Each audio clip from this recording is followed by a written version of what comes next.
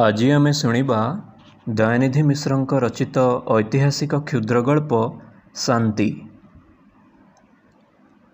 ପ୍ରଥମ ପରିଚ୍ଛେଦ କ୍ଷୀଣ ଆଲୋକ। ଆଲୋ ଶାନ୍ତି, ମା ପୋଡ଼ା ମୁହିଁ, ଦୁଃଖ ନାହିଁ ସୁଖ ନାହିଁ, ସବୁବେଳେ ଖାଲି ଖେଳୁଛି, ମୁଁ ତୋତେ କେତେ କହିବି। ଶାନ୍ତି ଦାଣ୍ଡ ଦୁଆରେ ସାଙ୍ଗ ପିଲାଙ୍କ ସଙ୍ଗେ ଖେଳୁଥିଲା। ମାଙ୍କ ଡାକ ଶୁଣି ଖେଳ ଛାଡ଼ି ଦୌଡ଼ି ଦୌଡ଼ି ମାଙ୍କ ନିକଟକୁ ଆସିଲା। ଶାନ୍ତିକୁ ଦେଖି ମା କହିଲେ, ହଇଲୋ, ତୋତେ ବେଳ ଦିଶୁନାହିଁ? ସବୁବେଳେ ଖେଳୁଥିବୁ। ଆଜି ରାଇଜର ଦଶା କ'ଣ? ଚୋର ବୋଲୁଛି ମୁଁ, ଖଣ୍ଟ ବୋଲୁଛି ମୁଁ, ତୁନି ହୋଇ ଘରେ ବସିଲେ କେମିତି ହୁଅନ୍ତା?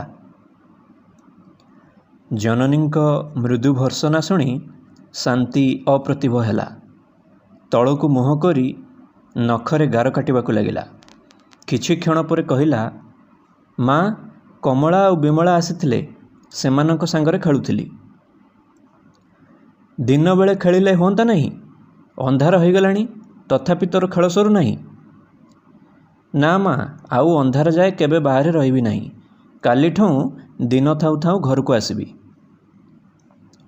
ଶାନ୍ତିର କଥା ଶୁଣି ମା ଆନନ୍ଦିତ ହେଲେ।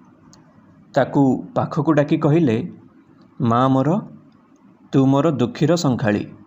ଗାଉଁଲି ଗାଁରେ ଆମ ଦୁଃଖ କିଏ ବୁଝିବ? ତୋତେ ଘଡ଼ିଏ ନ ଦେଖିଲେ ମୋ ଆଖିରୁ ତରା ଖସି ପଡ଼େ। ଆଜି ଦେଖୁଛୁ ଚାରିଆଡ଼େ ଚୋରଗଳ। ଆଜି କେଉଁ ଗାଁ ପୋଡ଼େଇ ଦେଉଛନ୍ତି ତ କାଲି କାହା ଘରେ ଡକାୟତି କରୁଛନ୍ତି। ଏ ଖଣ୍ଟଗୁଡ଼ାକର ଦୟାମାୟା କିଛି ନାହିଁ। ମା, ମୋ ମୁଣ୍ଡ ଖାଇବୁ, ଆଉ ଅନ୍ଧାରରେ କେବେ ବାହାରରେ ରହିବୁ ନାହିଁ। ମାଙ୍କ କଥା ଶୁଣି ଶାନ୍ତି ମନରେ ଭୟ ହେଲା। ସେ ପଚାରିଲା, ମା, ଏ ଚୋରଗୁଡ଼ାକ କେଉଁଠୁ ଆସିଛନ୍ତି? ଏମାନଙ୍କ ଘର କାହିଁ ଯାଇ ଲଙ୍କାରେ। ଏମାନଙ୍କୁ ଲୋକେ ମରହଟ୍ଟା ବୋଲି କହନ୍ତି। ଖାଲି ହାଣକାଟ କରି ଏମାନେ ଦୁଃଖୀ ଲୋକଙ୍କର ସର୍ବନାଶ କରୁଛନ୍ତି। ମା, ଏମାନେ ପରା ହିନ୍ଦୁ, ଆମ ଜଗନ୍ନାଥ ମହାପ୍ରଭୁଙ୍କୁ ସମଲାଇଙ୍କୁ ପୂଜା କରନ୍ତି। ଏମାନେ ହିନ୍ଦୁ ହୋଇ କାହିଁକି ଆମମାନଙ୍କୁ ଏପରି ଦୁଃଖ ଦେଉଛନ୍ତି? କ'ଣ କହିବି ଲୋ ଝିଅ, ଏମାନେ କ'ଣ ମଣିଷ? ପଶୁଠାରୁ ବି ହୀନ। ଖାଲି ମାରି ପିଟି ଟଙ୍କା ପଇସା ନେଉଛନ୍ତି। ଶାନ୍ତି ପିଲା ଲୋକ, ବୟସ ପ୍ରାୟ 14 ବର୍ଷ। ତାପରେ ମଫସଲରେ ରହି ବାହାର କଥା କିଛି ଜାଣିନଥିଲା। ଚୋରମାନଙ୍କ କଥା ଶୁଣି ତା ମନରେ ଭୟ ହେଲା। ଭୟରେ ସର୍ବାଙ୍ଗ ଥରିଗଲା। ସେ ଥରିଗଲା। ସେ ଜାକି ହୋଇ ମାଙ୍କ ପାଖରେ ଛିଡ଼ା ହୋଇ କହିଲା, ମା, ଆଜି ମୋତେ ଭାରି ଡର ମାଡ଼ୁଛି। ଆମ ଗାଁକୁ ଚୋରମାନେ ଆସିଲେ କେମିତି କରିବା? ଆମ ଗାଁ ଯାକ ନିଆଁ ଲଗାଇ ଦେବେ, ଆମ ଘରେ ଡକାୟତି କରିବେ। ମା, ଆମକୁ କିଏ ରକ୍ଷା? ଶାନ୍ତି ଆହୁରି କହିବାକୁ ଯାଉଥିଲା, କିନ୍ତୁ କହିପାରିଲା ନାହିଁ। ପଛରୁ କିଏ ଆସି କହିଲା, ଭୟ ନାହିଁ, ଭୟ ନାହିଁ। ଏ ଅଭୟବାଣୀ ଶୁଣି ମା ଝିଅ ଆଶ୍ଚର୍ଯ୍ୟାନ୍ୱିତ ହୋଇଗଲେ। ପଛକୁ ଅନାଇ ଦେଖିଲେ ଜଣେ ଯୁବକ ଛିଡ଼ା ହୋଇଛନ୍ତି। ଯୁବକ ଦେଖିବାକୁ ସୁଶ୍ରୀ, ଶରୀର ହୃଷ୍ଟପୃଷ୍ଟ ଓ ବଳିଷ୍ଠ। ବୟସ ପ୍ରାୟ 25 ବର୍ଷ ହେବ। ସେ କ୍ଳାନ୍ତ ହେଲା ପରି ଦିଶୁଥିଲେ। ତାଙ୍କ ସର୍ବାଙ୍ଗରୁ ଝାଳ ଖସି ପଡ଼ୁଥିଲା। ତାଙ୍କୁ ସେଠାରେ ଉପସ୍ଥିତ ହେବାର ଦେଖି ମା ଝିଅ ଟିକିଏ ଘୁଞ୍ଚିଗଲେ। ଯୁବକ ସେମାନଙ୍କୁ ଅଭୟ ଦେଇ କହିଲେ, ମା, ଡର ନାହିଁ, ମୁଁ ତୁମର ପୁଅ। ମୁଁ ଥାଉଁ ଥାଉଁ କେହି ତୁମର ଅନିଷ୍ଟ କରିପାରିବେ ନାହିଁ। ଯୁବକଙ୍କ ଆଶ୍ୱାସନା ବାକ୍ୟ ଶୁଣି ମା ଝିଅଙ୍କ ମନରେ ଟିକିଏ ସାହସ ହେଲା। ଶାନ୍ତି ପ୍ରଦୀପାଲୋକରେ ଝଲସିତ ଯୁବକଙ୍କ ଅପୂର୍ବ ରୂପଶ୍ରୀ ଦେଖିଲା। କିନ୍ତୁ ବ୍ରୀଡ଼ାବଶତଃ ଭଲ କରି ଦେଖିପାରିଲା ନାହିଁ। ତାର ମୁଖ ତଳକୁ ହୋଇଗଲା। ସେ ଯେତେ ଚେଷ୍ଟା କଲେ ସୁଦ୍ଧା ଯୁବକଙ୍କୁ ଏକ ଦୃଷ୍ଟିରେ ଅନାଇ ପାରିଲା ନାହିଁ। ତାର ପୂର୍ଣ୍ଣଚନ୍ଦ୍ର ମୁଖମଣ୍ଡଳ ଈଷତ୍ ଲୋହିତ ବର୍ଣ୍ଣ ଧାରଣ କଲା। ଯୁବକ ମଧ୍ୟ ଶାନ୍ତିର ସୁନ୍ଦର ମୁଖ ଦେଖି ମୁଗ୍ଧ ହୋଇଗଲେ। ସେ ରୂପମାଧୁରୀ ଯେତେ ପାନ କଲେ ସୁଦ୍ଧା ତାହାଙ୍କର ଅତୃପ୍ତ ଦର୍ଶନେଚ୍ଛା ପୂର୍ଣ୍ଣ ହେଲା ନାହିଁ। ଶାନ୍ତିର ମାତା ଯୁବକଙ୍କ କଥାରେ ସାହସ ପାଇ କହିଲେ, ବାପା ମୋର ବୁଢ଼ା ହୋଇଥା, ଈଶ୍ୱର ତୋତେ ବୁଦ୍ଧିବଳ ଦିଅନ୍ତୁ, ତୁ ଆମ ପରି ଦୁଃଖୀ ଅରକ୍ଷିତଙ୍କ ଦୁଃଖ ଦୂର କରିବୁ। ଶାନ୍ତିର ମାତାଙ୍କ କଥା ଶୁଣି ଯୁବକଙ୍କ ଚକ୍ଷୁ ଆନନ୍ଦାଶ୍ରୁ ପୂର୍ଣ୍ଣ ହୋଇଗଲା। ସେ ଗଦ୍ଗଦ୍ ସ୍ୱରରେ କହିଲେ, ମା, ଭୟ କର ନାହିଁ, ରାଜ୍ୟରେ ରାଜା ଅଛନ୍ତି, ସେ ଏ ଅଶାନ୍ତି ଶୀଘ୍ର ଦୂର କରିବେ। ଆମ ମହାରାଜା ଅଭୟ ସିଂ ଯେ ମଣିଷ ନୁହନ୍ତି, ସେ ପ୍ରଜାମାନଙ୍କୁ ପୁତ୍ର ପରି ଦେଖନ୍ତି। ଆମର କଷ୍ଟ ହେଲେ ତାଙ୍କ ମନରେ ମଧ୍ୟ କଷ୍ଟ ହୁଏ। ଶାନ୍ତିର ମାତା କହିଲେ, ବାପା, ତୁମେ ଆମର କଷ୍ଟ କିପରି ଜାଣି ଏଠାକୁ ଆସିଲ? ମା, ଏହା ମୋର କାର୍ଯ୍ୟ। ରାଜା ମୋତେ ଯାହା କରିବାକୁ କହିଛନ୍ତି ମୁଁ ତାହା କରୁଛି। ବାପା, ଆମେ ଦୁଃଖୀ ଲୋକ, ମଫସଲରେ ପଡ଼ିଛୁ। ଆମ ପରି କେତେ ଲୋକ ଏପରି ଭୟରେ ଦିନ କଟାଉଛନ୍ତି। ମା, ତୁମର ଏ ଦୁଃଖ ଆଉ ବେଶୀ ଦିନ ରହିବ ନାହିଁ। ଯେ ଆମ ରାଜ୍ୟର ଶତ୍ରୁ, ତାକୁ ବିନାଶ କରିବାକୁ ଆମ୍ଭେମାନେ ଭୟ କରୁନାହିଁ। ଶତ୍ରୁର ମରଣ ନିମନ୍ତେ ଯୁଦ୍ଧକ୍ଷେତ୍ରରେ ଅବତୀର୍ଣ୍ଣ ହେବା ଆମ୍ଭମାନଙ୍କର ଏକମାତ୍ର କାମନା। ତୁମେ କିଏ? ମୋର ପରିଚୟ ପାଇଲେ ତୁମର କିଛି ଲାଭ ହେବ ନାହିଁ। ମୁଁ ଜଣେ ସାମାନ୍ୟ କ୍ଷତ୍ରିୟ, ରାଜାଙ୍କ ସେନା ବିଭାଗରେ କାର୍ଯ୍ୟ କରେ। ଆଜି ଏ ଆଡ଼େ ବୁଲୁ ବୁଲୁ ତୁମ କଥା ଶୁଣି ଏଠାକୁ ଆସିଲି। ବାପା, ତୁମର ନାମ କ'ଣ? ଅଜିତ ସିଂ। ଅଜିତ ସିଂଙ୍କର ନାମ ଶୁଣି ମା ଝିଅ ଆଶ୍ଚର୍ଯ୍ୟାନ୍ୱିତ ହୋଇଗଲେ। ସେ ହୀରାଖଣ୍ଡ ଛତ୍ରପତି ମହାରାଜ ଅଭୟ ସିଂଙ୍କର ପୁତ୍ର। ତାଙ୍କର ଗୌରବ କାହାଣୀ ସମ୍ବଲପୁର ରାଜ୍ୟର ଘରେ ଘରେ ପ୍ରଚାରିତ ହୋଇଥିଲା। ତାଙ୍କୁ ସେପରି ବେଶରେ ସେଠାରେ ଉପସ୍ଥିତ ହେବାର ଦେଖି ମା ଝିଅଙ୍କର ଆଶ୍ଚର୍ଯ୍ୟର ସୀମା ରହିଲା ନାହିଁ। ସେମାନେ ଯାହାଙ୍କ କଥା ପୂର୍ବେ ଶୁଣିଥିଲେ, ଆଜି ତାଙ୍କୁ ସ୍ୱଚକ୍ଷୁରେ ଦେଖିଲେ। ଶାନ୍ତିର ଚକ୍ଷୁରୁ ଆନନ୍ଦାଶ୍ରୁ ବହିବାକୁ ଲାଗିଲା।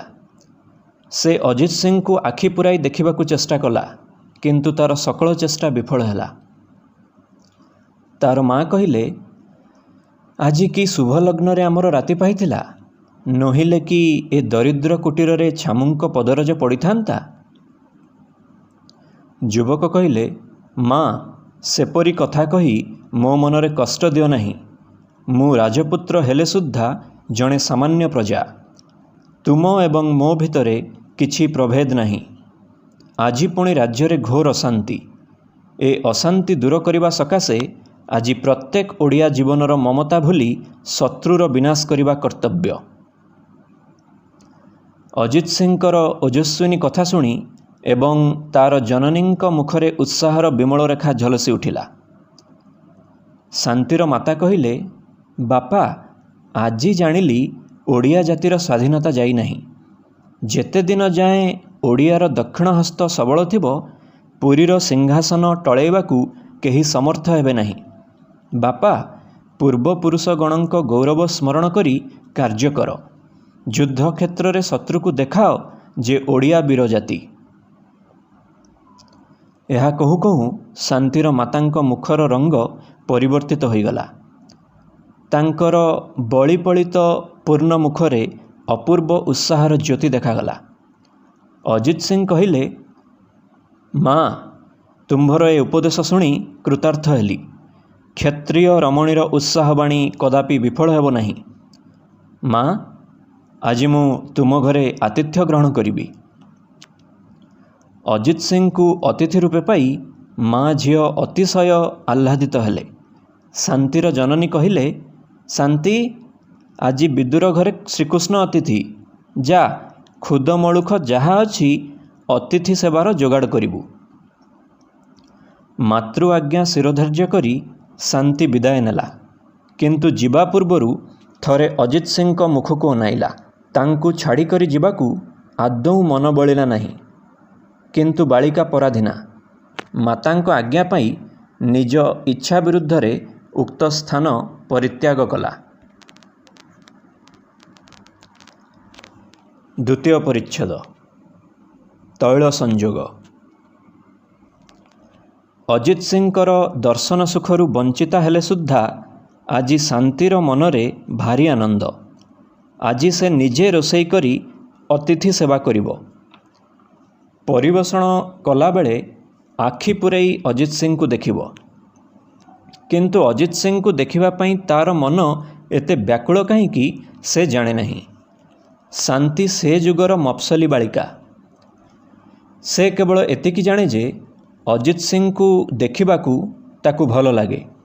କିନ୍ତୁ ଏ ବ୍ୟାକୁଳତା, ଏ ଆଗ୍ରହ ମଧ୍ୟରେ ତା'ର ଶରୀର ପ୍ରତ୍ୟେକ ଶିରାରେ ଯେଉଁ ତଡ଼ିତ୍ ପ୍ରବାହ ପ୍ରବାହିତ ହେଉଥିଲା, ସରଳା ବାଳିକା ତହିଁର କାରଣ କିଛି ବୁଝିପାରିଲା ନାହିଁ କିମ୍ବା ବୁଝିବାକୁ ଚେଷ୍ଟା ସୁଦ୍ଧା କଲା ନାହିଁ। ଏ ତଡ଼ିତ୍ ପ୍ରବାହ ସେ ଜୀବନରେ କେବେ ଅନୁଭବ କରିନଥିଲା। ଏହିଥର ହିଁ ତା'ର ପ୍ରଥମ ଅନୁଭବ। ଅଜିତ ସିଂ ମଧ୍ୟ ଆଜି ନୂତନ ବେଶରେ ଛିଡ଼ା ହେଲେ। ସେ ଆଜି ଶାନ୍ତିକୁ ଯେପରି ଚକ୍ଷୁରେ ଦେଖନ୍ତି, ପୂର୍ବେ କେବେ କାହାରିକି ସେପରି ଚକ୍ଷୁରେ ଦେଖିନଥିଲେ। ଶାନ୍ତିର ମାତାଙ୍କ ସହିତ କଥାବାର୍ତ୍ତା କରିବା ସମୟରେ ପ୍ରଦୀପାଲୋକରେ ଶାନ୍ତିର ସୁବିମଳ ମୁଖ ଦେଖି ଶାନ୍ତି ପ୍ରତି ତାଙ୍କ ମନ ଆକୃଷ୍ଟ ହୋଇଥିଲା। ଶାନ୍ତିର ସେ ସରଳ ମଧୁବୋଳା ମୁଖଖଣ୍ଡିକ, ତା'ର ସେ ସଲଜ୍ଜ ଦୃଷ୍ଟି ତାଙ୍କର ହୃଦୟରେ ଗୋଟିଏ ନବୀନ ଅନୁଭବର ସୃଷ୍ଟି କଲା। ତାଙ୍କ ଚକ୍ଷୁରେ ଶାନ୍ତିର ସୁନ୍ଦର ମୁଖ ଆହୁରି ସୁନ୍ଦର ଦିଶିଲା। ତାଙ୍କର ଚକ୍ଷୁ ସମକ୍ଷରୁ ଶାନ୍ତି ତିରୋହିତ ହୁଅନ୍ତେ ତାଙ୍କ ହୃଦୟ ବ୍ୟାକୁଳ ହୋଇଗଲା। ଶାନ୍ତିର ଜନନୀଙ୍କ ସଙ୍ଗେ ପୂର୍ବପରି କଥାବାର୍ତ୍ତା କରିବାକୁ ତାଙ୍କୁ ଆଉ ଭଲ ଲାଗିଲା ନାହିଁ। ତାଙ୍କ ଅଜ୍ଞାତରେ ଶାନ୍ତି ତାଙ୍କ ହୃଦୟକୁ ନେଇ ଚାଲିଗଲା। ଜଡ଼ ଶରୀରଟି ଶାନ୍ତିର ଜନନୀଙ୍କ ପାଖେ ରହିଲା। ଶାନ୍ତିର ଭାଇନା ହରିହର ସାଏ ଗ୍ରାମର ଭାଗବତ ଟୁଙ୍ଗିରେ ଯାଇ ବସିଥିଲେ। ଅଜିତ ସିଂଙ୍କର ଆଗମନ ବାର୍ତ୍ତା ଶୁଣି ଶୀଘ୍ର ଘରକୁ ଆସିଲେ ଏବଂ ତାଙ୍କ ସଙ୍ଗେ ରହି ତାଙ୍କର ପରିଚର୍ଯ୍ୟା କରିବାକୁ ଲାଗିଲେ। ଦୁହିଁଙ୍କ ମଧ୍ୟରେ ଅନେକ କଥାବାର୍ତ୍ତା ହେଲା। ପରେ ଭୋଜନର ସମୟ ଉପସ୍ଥିତ ହୁଅନ୍ତେ ଶାନ୍ତି ପଦପ୍ରକ୍ଷାଳନ ନିମନ୍ତେ ଲୋଟାରେ ଜଳ ଆଣି ଅଜିତ ସିଂଙ୍କ ଆଗରେ ଥୋଇଦେଲା। ହରିହର ସାଏ ଅତିଥିଙ୍କୁ ସଙ୍ଗରେ ନେଇ ଭୋଜନଶାଳାକୁ ଗଲେ ଏବଂ ନାନା ସୁମିଷ୍ଟ କଥାରେ ପ୍ରବୃତ୍ତ ହୋଇ ଭୋଜନ କରିବାକୁ ଲାଗିଲେ। ଆଜି ଶାନ୍ତି ନିଜେ ପରିବେଶିକା। ତାହା ମନରେ ଭାରି ଆନନ୍ଦ। ସେ 5 ମିନିଟର କାର୍ଯ୍ୟ ମିନିଟକ ମଧ୍ୟରେ କରୁଛି। ବାରମ୍ବାର ଅତିଥିଙ୍କ ନିକଟକୁ ଖାଦ୍ୟଦ୍ରବ୍ୟ ନେଇ ଆସି ତାଙ୍କୁ ଦେଖିବାକୁ ତା'ର ଭାରି ଆଗ୍ରହ। ସେ ନାନା ସୁଖର ସ୍ୱପ୍ନ ମନ ମଧ୍ୟରେ ଗଢ଼ି ଅଜିତ ସିଂଙ୍କ ନିକଟକୁ ଆସେ। କିନ୍ତୁ ତାଙ୍କୁ ଦେଖିଲା କ୍ଷଣି ତା ମନର ଭାବ ପରିବର୍ତ୍ତିତ ହୋଇଯାଏ। ନାରୀ ସୁଲଭ ଲଜ୍ଜା ଆସି ତାକୁ ଆକ୍ରମଣ କରେ ଏବଂ ସେ ହତାଶ ହୋଇ ତଳକୁ ମୁହଁ କରି ପରିବେଷଣ କରେ। ଭୋଜନ ସମାପନାନ୍ତେ ଅଜିତ ସିଂ ଏବଂ ହରିହର ସାଏ ଶୟନ କକ୍ଷକୁ ଯାଇ ପଲଙ୍କ ଉପରେ ବସିଲେ ଏବଂ ଅନେକ ବିଷୟରେ କଥାବାର୍ତ୍ତା କରୁ କରୁ ଅଜିତ ସିଂ କହିଲେ, ଆଜି ଆମ୍ଭମାନଙ୍କର ସୁଖର ସ୍ୱପ୍ନ ଭାଙ୍ଗି ଯାଇଛି। ଶାନ୍ତିମୟ ସମ୍ବଲପୁର ରାଜ୍ୟ ମରହଟ୍ଟାମାନଙ୍କ ଦ୍ୱାରା ଆକ୍ରାନ୍ତ ହୋଇଅଛି। ଏପରି ଅବସ୍ଥାରେ ଆମ୍ଭମାନଙ୍କର ନିଶ୍ଚିନ୍ତ ହୋଇ ବସି ରହିବା ଉଚିତ ନୁହେଁ। ଶତ୍ରୁର ଦର୍ପ ଚୂର୍ଣ୍ଣ କରି ପୁନର୍ବାର ସମ୍ବଲପୁରରେ ଶାନ୍ତି ସ୍ଥାପନ କରିବା ସକାଶେ ପ୍ରାଣପଣେ ଚେଷ୍ଟା କରିବା ଉଚିତ। ଅଜିତ ସିଂଙ୍କ କଥା ଶୁଣି ହରିହର ସାଏ କିଛି କ୍ଷଣ ନୀରବ ରହିଲେ। ପରେ ମନ ମଧ୍ୟରେ କ'ଣ ଭାବି କହିଲେ, ମରହଟ୍ଟାମାନଙ୍କର ଏପରି ଆଚରଣ ଦେଖି ମୁଁ ବଡ଼ ଆଶ୍ଚର୍ଯ୍ୟାନ୍ୱିତ ହୋଇଛି। ଏମାନଙ୍କୁ ପୂର୍ବେ ମୁଁ ଭକ୍ତି କରୁଥିଲି। ମୁଁ ଭାବିଥିଲି ଯେ ଏମାନେ ପତନୋନ୍ମୁଖ ମୋଗଲ ସାମ୍ରାଜ୍ୟର ଧ୍ୱଂସ ସାଧନ କରି ଏ ପୁଣ୍ୟଭୂମି ଭାରତବର୍ଷରେ ହିନ୍ଦୁ ସାମ୍ରାଜ୍ୟ ସ୍ଥାପନ କରିବେ। କିନ୍ତୁ ଏମାନେ ରାଜ୍ୟ ସଂସ୍ଥାପନର ମୂଳମନ୍ତ୍ର ଜାଣନ୍ତି ନାହିଁ। କେବଳ ତରବାରୀ ସାହାଯ୍ୟରେ ଏ ମହତ୍ କାର୍ଯ୍ୟ ସାଧିତ ହୋଇନପାରେ। ଅଜିତ ସିଂ କହିଲେ, ଭାଇ, ସେଦିନ ଗଲାଣି, ଆଉ ସେ ଶିବାଜୀ ନାହାନ୍ତି। ଭାରତର ଭାଗ୍ୟଚକ୍ର ପୁଣି ଭିନ୍ନ ଦିଗରେ ବିଘୂର୍ଣ୍ଣିତ ହେବାକୁ ବସିଛି। ବିନାଶକାଳେ ମନୁଷ୍ୟର ବିପରୀତ ବୁଦ୍ଧି ହୋଇଥାଏ। ଆଜି ମରହଟ୍ଟାମାନେ ଜୟଗର୍ବରେ ମତ୍ତ। ସେମାନଙ୍କୁ ସ୍ୱର୍ଗ ମର୍ତ୍ତ୍ୟ ପାତାଳ ତିନିପୁର ଦିଶୁନାହିଁ। ସେଇଥିପାଇଁ ଆମ୍ଭମାନଙ୍କୁ ତୃଣବତ୍ ଜ୍ଞାନ କରି ଆମ୍ଭମାନଙ୍କ ମନରେ କଷ୍ଟ ଦେବାକୁ ବସିଛନ୍ତି।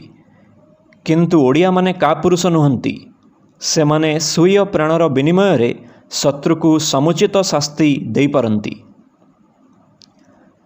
मरहट्टा माने आम्भमानकर शत्रु हेले सुद्धा भारतवासी। भाई भाई मध्यरे विवाद होई स्वर्णप्रसू भारत भूमिर सर्वनाश होईछि। मरहट्टा अत्याचारी हेले सुद्धा भारतर स्वाधीनता संस्थापन व्रतरे व्रती। सेमानंकर ए महाव्रतरे बाधा देबा बुद्धिमानर कार्य नुहे। किंतु ताहा बोली ए अत्याचारी जातिर अधीनता स्वीकार करिबा बुद्धिमानर कार्य नुहे। ओडिया भीरु कापुरुष नुहे। जदि सेमाने ओडिशा जय करिबा को इच्छा करंती ताहा हेले सेमाने देखंतु जे ओडिया वीर जाति हिंदू जातिर गोटिए प्रधान अंग। ताहा नकरी सेमानंकु अत्याचार कार्यरु निवृत्त कले भल हुअंता। सेमानंक हस्तरे आंभर राज्य समर्पण करी सेमानंक अधीनता स्वीकार करी सेमानंक पवित्र व्रतरे जोग देवा उचित। ए अधीनता स्वीकार कापुरुषतार लक्षण नुहे। जदि भारतवर्षर विभिन्न अंशगुड़िक एकाकार होई अनंत महासमुद्रर आकार धारण करंता ताहा हेले हिंदू जातिर स्वाधीनता अपहरण करिबा समग्र पृथ्वीर साध्यायत नुहे। कहीं मरहट्टा माने तो से कार्य करुनाहांती। सेमाने भावंती जे सेमाने एका भारतर अधीश्वर हेबे एवं अन्य जातिगुड़िक सेमानंक पादसेवा करिवे। किंतु ताहा केबे होई न पारे। कौनसी गोटिए जाति भारतर अन्य जातिगुड़िक पददलित करी भारतरे स्वाधीन राज्य संस्थापन करि न पारे। भारतर मंगल सकाशे ताहा करिबाकु हेबो। बरं निजर क्षति हेउ किंतु जन्मभूमिर सुख हेउ। तुमर मत समर्थन करिबाकु गले स्वीकार करिबाकु हेबो जे भारतर स्वाधीनता जाई नहीं। भारतवासी आजी आंभमानंकर सम्राट। देशर कार्य जाति धर्मर विचार न थाए। मोगल माने भिन्न धर्मावलंबी हेले सुद्धा भारतवासी। आजी मोगल मानंक अधीन थाई भारतर जे दशा मरहट्टा मानंक अधीन रहिले सुद्धा सेही दशा हेबो। एथर अजित सिंहर कथा शुणी हरिहर साय निरुत्तर हेले। तांकर संदेह विदूरित हैला। से कहिले ताहा हेले युद्ध ही स्थिर हैला। बिना युद्धरे मरहट्टा मानंक संगरे मिलित हेबा असंभव। आजी मोर संशय दूर हैला। आजिठारु मो मरहट्टा मानंकर शत्रु हेली। मो देहरे टोपाए रक्त थिबा जाए सेमाने मोर मातृभूमि को कदापि पददलित करि परिबे नहीं। अजित सिंहर परिश्रम सफल हैला। से जेउ कार्य निमंते एठाको आसीथिले तहिरे कृतकार्य हेले। से आनंदित होई कहिले एहा वीरपुरुषर स्वदेश प्रेमिकर उत्तर। भाई आंभमानंकर राज्यर अवस्था किपरि शोचनीय होइगलानी। ग्रामे ग्रामे हाहाकार। सर्वत्र दुर्भिक्षर कराळ मूर्ति। लोकारण्य ग्रामगुड़िक परित्यक्त। जदि आंभे माने मातृभूमिर प्रकृत संतान होइथाऊं ताहा हेले पुनर्बार जननी को शस्य श्यामला करबाकू हेबो। किंतु एहा जणे किंबा दुई जनर कार्य नुहे। राज्य जाकर लोकंकु एकत्रित करबाकू हेबो। सुप्त प्राणरे जागरण मंत्र पढ़िबाकू हेबो। ओडिया जाति नवीन उत्साह माति उठू। देश पाई प्राणबली देवाकू सभिए प्रस्तुत हुअन्तु। ए महासमुद्रर भीषण तरंगाघातरे मरहट्टा माने कोटि संख्यक हेले सुद्धा विचूर्णित हेबे। एहा कहू कहू अजित सिंह मुख क्रोधरे लाल होइगला। ताहांक नासापुड़ाद्वय उत्साहर बेगरे पुलकित हेबाकू लागिला। हरिहर साय तांक उत्साह वाक्यरे माति उठिले। से अजित सिंह को गाढ़ आलिंगन पाशरे आबद्ध करी कहिले आजी आपण मोर मोहनिद्रा भांगिछंती। सम्मुखरे विपद थाउ थाउ मु घरे निश्चिंत होई बसी रहिथिली। किंतु आपणक मंत्र बलरे मोर जड़ता अपसारित होईछि।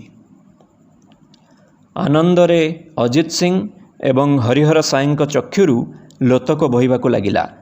दुहे दुहिंकु आलिंगन करी सेही क्षणी संबलपुर दुर्गाभिमुखे जिबार प्रस्ताव कले एवं शांति और ताहार जननींक ठारू विदाय नहीं सेही गाढ़ अंधकारमय निशिथरे प्रस्थान कले। तृतीय परिच्छेद बालिका। संबलपुरर उत्तर तीर रंपेला ग्राम। स्वच्छ सलीला इब नदी सेही ग्रामर चरण धौत करी प्रवाहित वृक्षलता परिवेष्टिता रंपेला कानन लक्ष्मींक क्रोड़ावस्थित एक अमूल्य रत्न। ଶାନ୍ତିର ଗୃହ ରମ୍ପେଲାରେ। ତାହାର ପିତା ଜଣେ ଉଚ୍ଚ ବଂଶ ସମ୍ଭୂତ କୁଳୀନ କ୍ଷତ୍ରିୟ ଥିଲେ। ସେ ଦକ୍ଷତା ସହକାରେ ସମ୍ବଲପୁରର ସେନାପତି କାର୍ଯ୍ୟ ଚଳାଇଥିଲେ। ତାଙ୍କ ମୃତ୍ୟୁ ପରେ ତାଙ୍କର ପୁତ୍ର ହରିହର ସାଏ ସେନା ବିଭାଗରେ ପ୍ରବେଶ କଲେ ଏବଂ ସ୍ୱୀୟ ରଣକୌଶଳ ବଳରେ ଶୀଘ୍ର ଉଚ୍ଚପଦ ପ୍ରାପ୍ତ ହୋଇଥିଲେ। କିନ୍ତୁ ଯେତେବେଳେ ମରହଟ୍ଟାମାନେ ସମ୍ବଲପୁର ଆକ୍ରମଣ କରିବାକୁ ଆସନ୍ତି, ସେ ସେନା ବିଭାଗରୁ ବିଦାୟ ନେଇ ଆସି ରମ୍ପେଲାରେ ରହିଲେ।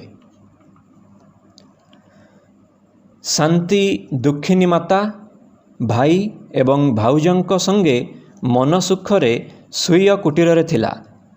କିନ୍ତୁ ଯେଉଁଦିନ ଅଜିତ ସିଂଙ୍କ ସଙ୍ଗେ ତାହାର ସାକ୍ଷାତ ହେଲା, ସେହିଦିନଠାରୁ ତାର ମନର ଗତି ଭିନ୍ନ ଦିଗରେ ପ୍ରଧାବିତ ହେଲା। ଶାନ୍ତି ଆଜିଯାଏ ସରଳା ବାଳିକା ଥିଲା, କିନ୍ତୁ ଅଜିତ ସିଂଙ୍କୁ ଦେଖିବା ଦିନରୁ ସେ ନିଜର ଲଘୁ ହୃଦୟରେ ଗୁରୁଭାର ଅନୁଭବ କରିବାକୁ ଲାଗିଲା। ତାର ବାଳସୁଲଭ ସରଳତା କେଉଁଆଡ଼େ ଉଭେଇଗଲା।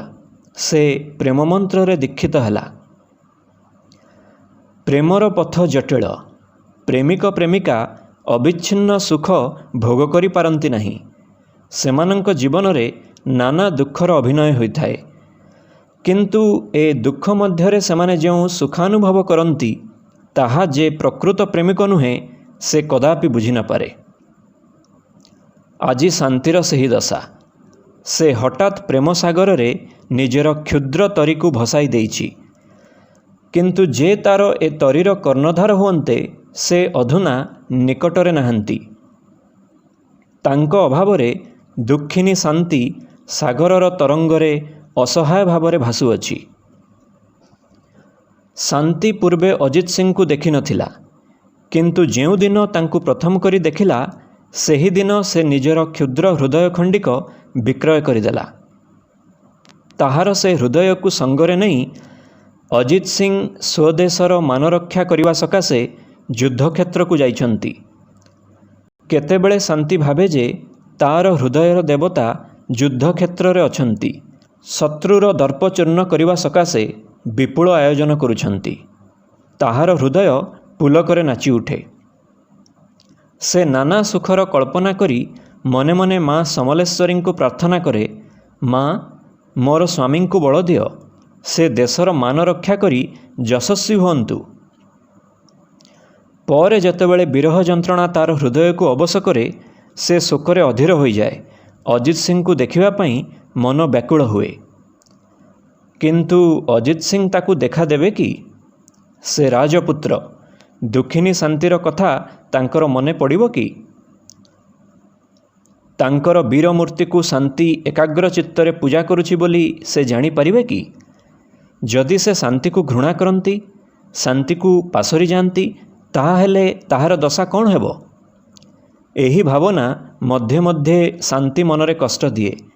କିନ୍ତୁ ପରେ ସେ ଭାବେ, ତାର ହୃଦୟେଶ୍ୱର ନିର୍ଦ୍ଦୟ ନୁହନ୍ତି। ସେ ରାଜବଂଶଜାତ ହେଲେ ସୁଦ୍ଧା ଉଦାର ଓ ମହାନ। ଶାନ୍ତିର କ୍ଷୁଦ୍ର ସ୍ମୃତିକୁ ସେ କଦାପି ଭୁଲିବେ ନାହିଁ। ଶାନ୍ତିର ଏ ଭାବନା, ଏ ବିରହ ଚିନ୍ତା କେବଳ ଜଣେ ଲକ୍ଷ୍ୟ କରିଥିଲା। ସେ ତା ଭାଉଜ ଗୁଞ୍ଜମଣି। ଶାନ୍ତିକୁ ଏପରି ଦୟା କରୁଥିବାର ଦେଖି ତା ମନରେ ଦୟା ହେଲା। ସେ ଶାନ୍ତିର ମନର ଭାବ ବୁଝିପାରିଲା। ଦିନେ ସେ ଶାନ୍ତି ନିକଟକୁ ଯାଇ କହିଲା, ଶାନ୍ତି, ଆଜିକାଲି ତୁମ ମନରେ ସୁଖ ନାହିଁ କାହିଁକି? ତୁମେ ସବୁବେଳେ ଏକୁଟିଆ ବସି କ'ଣ ଭାବୁଛ? ଆହା, ସୁନା ମୁହଁଟି କଳା ପଡ଼ିଗଲାଣି।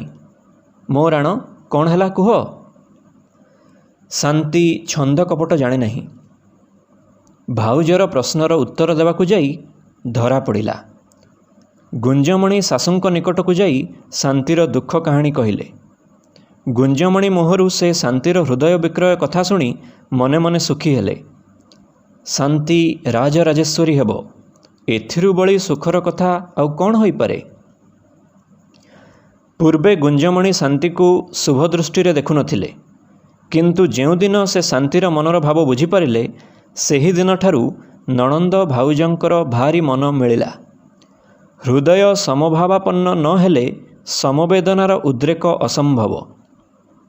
ଗୁଞ୍ଜମଣି ନିଜେ ଯେ ସ୍ୱାମୀ ବିରହରେ ଅଧୀର, एथिपाई दुहें एकाठी बसी गप करती, एकाठी बसी कांदती। शांतिर मन को भुलाइबा सकाशे गुंजमणि अनेक चेष्टा करे, नाना वीरत्व कहानी कहे। शांति वीरमानंकर स्वार्थत्याग विषय शुणी आह्लादित हुए एवं मने मने अजित सिंह को स्वार्थत्याग कामना करे। एहीपरि अनेक दिन अतीत है, किंतु अजित सिंह शांति निकट को आसिले नहीं। गुंजमणि ठारू शांति शुणिथिला जे मरहट्टा माने ओडिया मानंक कर्तृक दुईथर पराजित हेले। सेथिमध्यरु गोटिए युद्धरे स्वयं अभय सिंह सेनापति थिले एवं अपर युद्धरे अजित सिंह सेनापति थिले। प्राणकांतंक विजय वार्ता शुणी शांति पुलकित हेला। ताहार पति दर्शनेच्छा बलवती हेला, किंतु अजित सिंह युद्धरे जयलाभ कले सुद्धा शांति निकट को आसिले नहीं। ता जीवन रे प्रधान स्पृहा मेंटाइले नहीं। से नीरवरे क्रंदन करने को लगिला। ताहार क्षुद्र हृदय दुखरे अवसन्न होईगला। चतुर्थ परिच्छेद पूर्ण प्रभा। मरहट्टा माने युद्धरे पराजित हेले। सेमानंक दर्प एकाबेलके चूर्ण होईगला। माँ समलेश्वरी विजय पताका 12 पहाड़र शिखर देशरे संस्थापित हेला। देशरे आनंदर स्रोत प्रवाहित होबाकु लागिला, किंतु दुखिनी शांतिर दुख मेंटिला नहीं। दिनकु दिन से क्षीण होबाकु लागिला। गुंजमणि नणंदर दुख देखि सही परिला नहीं। ता मनरे सुद्धा कष्ट। हरिहर साय युद्धक्षेत्र रे जयलाभ करी सुद्धा फेरिले नहीं। सेमानंक आगमनरे विलंब हेबारु नणंद भाउजंक मनरे मर्मांतिक कष्ट हेला, किंतु गुंजमणि बयसरे शांति ठारू बड़। से एथिपूर्वे अनेक थर एपरी विरह वेदना सहिथिला। वीरपत्नीर भाग्यरे विधाता एही कष्ट लिखिछंती। अकातरे से कष्ट सहीपारे। ताहार स्वामी देश सेवारे नियुक्त बोली से मनरे गर्व अनुभव करे। शांति को सुखी करिबा पई गुंजमणि अनेक चेष्टा करे, ताकू अनेक सांत्वना दिए, किंतु शांतिर मन माने नहीं। से निजे निजे मन को प्रबोधित करने को चेष्टा करे मध्य, किंतु ताहार सकल चेष्टा विफल हुए। शांति पूर्वे केबे एपरि कष्ट पाई नथिला, किंतु जेउ दिन से प्रेम पथर पथिक हैला, सेही दिन तार कष्ट सृष्टि हैला। विधाता पवित्र प्रेमर पथकू काहींकी कंटकित करंती किए कहि पारे। दिने शांति और गुंजमणि मनर वेदना संभाली न पारी घर बगीचारे जाई बसिले। घोर तपमयी निशिथिनी चंद्रविहीन नक्षत्र गुड़िक आनंदित होई आकाशरे झलसुछंती।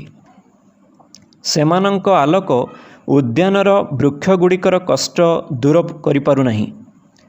स्फुटनोन्मुख फूलगुड़िक चंद्रर अभावरे असह्य जंत्रणा भोग करुछंती। शांति और गुंजमणि उद्यान को जाई गोटिए वृक्ष तले बसी दुहे दुहींकु निज निज हृदयर द्वार उन्मुक्त करी देखाइले। दुखरे क्षोभरे उभयंक चक्षु लोतकाद्र हेला। परे उद्यानर मल्लिका उपरे सेमानंकर दृष्टि पड़िला। सेमाने देखिले कलिका गुड़िक ज्योत्स्ना अभावरे झुरी मरुछंती। सेमानंकु देखि शांतिर मनरे दया हेला। से सेमानंकु चुंबन करी कहिला, आहा फूलगुड़िक मो परी केते कष्ट पाउछंती। शांतिर नयन लोतकरे पूर्ण होईगला। नणंद भाउज एपरी अनेक बेल जाए सेठारे बसी रहिले। रजनी गाढ़रू गाढ़तर हेबाकु लागिला। ग्रामर चौकीदार घरे घरे जाई पहरा देईगला। चौकीदार डाक शुणी ग्रामर सभिए सतर्क होई शोइले। सेमानंकर कोलाहलरे रजनीर निस्तब्धता टिकिए भग्न हेला। किछि क्षण परे ग्राम पुणी निशब्द हेला। झिंकारी माने झिंग झिंग शब्द करिवाकु लागिले। सर्वत्र शांतिर राज्य प्रतिष्ठित हेला। शांति और गुंजमणि निस्तब्धतामयी रजनी रे उपरोक्त वृक्षमूले बसी नाना विषय रे गल्प करिवाकु लागिले। गुंजमणि क्रोड़रे मस्तक रखी शांति अनेक विलाप कला। कांदी कांदी कोल उपरे सोई पड़िला। ଗୁଞ୍ଜମଣି ନଣନ୍ଦର ଏ ଅବସ୍ଥା ଦେଖି ବ୍ୟଥିତ ମନରେ ଚିନ୍ତା କରିବାକୁ ଲାଗିଲା। ଶାନ୍ତିର ବ୍ୟାକୁଳ ପ୍ରାଣକୁ ଶୀତଳ କରିବାର ଉପାୟ ତାକୁ ଦିଶିଲା ନାହିଁ। ନିଜ ଦୁଃଖ ଉପରେ ନଣନ୍ଦର ଦୁଃଖ ତାର ହୃଦୟକୁ ଆକ୍ରମଣ କରି ତାକୁ ଅବସନ୍ନ କରି ପକାଇଲା। ସେ ମଧ୍ୟ ବ୍ୟାକୁଳ ହୋଇ କାନ୍ଦିବାକୁ ଲାଗିଲା। ଗୁଞ୍ଜମଣିର ଚକ୍ଷୁର ଲୋତକ ଯାଇ ଶାନ୍ତିର ଦେହ ଉପରେ ପଡ଼ିଲା।